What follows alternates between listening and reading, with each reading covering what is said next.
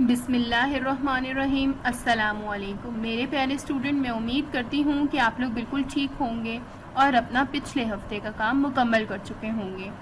آج ہم اپنا نئے ہفتے کا کام شروع کرتے ہیں۔ آپ کے اسائنمنٹ میں دیا گیا پہلا سوال ہے الفاظ کے معنی لکھیں۔ تو چلیے بچوں، ہم میننگز کرنا شروع کرتے ہیں۔ پیشوا، امام یا سردار۔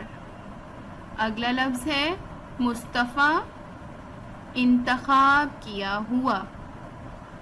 خادم، خدمت کرنے والا۔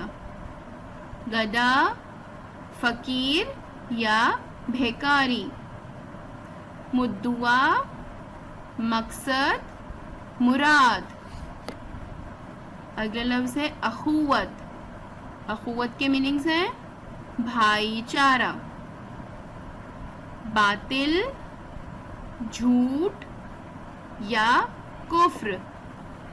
اوکے بچوں، جب آپ میننگز کر لیں تو اس کے بعد ہمارا اگلا سوال ہے مندرجہ ذیل سوالات کے جوابات لکھیں۔ تو پیارے بچوں، یہاں پر آپ کو کچھ سوال دیے گئے ہیں۔ سوال نمبر 1 ہے اللہ تعالیٰ کے آخری نبی کا کیا نام ہے؟ اس کے جواب میں آپ لکھیں گے اللہ تعالیٰ کے آخری نبی کا نام حضرت محمد صلی اللہ علیہ وآلہ وسلم ہے۔ اوکے بچوں، اس کے بعد آپ کا اگلا سوال ہے راز اخوت سے کیا مراد ہے؟ اس کے جواب میں آپ لکھیں گے راز اخوت سے مراد بھائی چارہ اور اتحاد ہے۔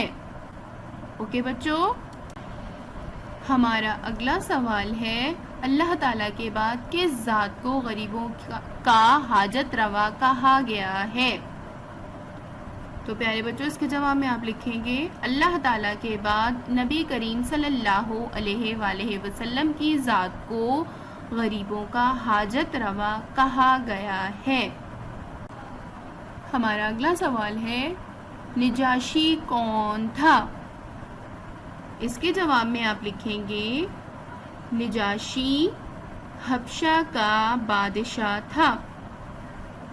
اوکے مائی ڈیئر اسٹوڈنٹ، آپ کے اسائنمنٹ میں دیا گیا آخری سوال ہے کس کی ذات سے محبت ہمارا ایمان ہے؟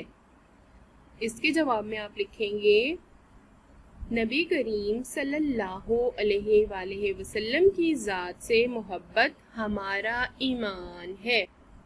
کہ میرے پیارے بچوں، میں امید کرتی ہوں آپ کو آپ کے اسائنمنٹ میں دیا گیا تمام کام اچھے سے سمجھ میں آ گیا ہوگا اور آپ اسے خوش خط کر کے اپنی کاپی میں لکھیں گے۔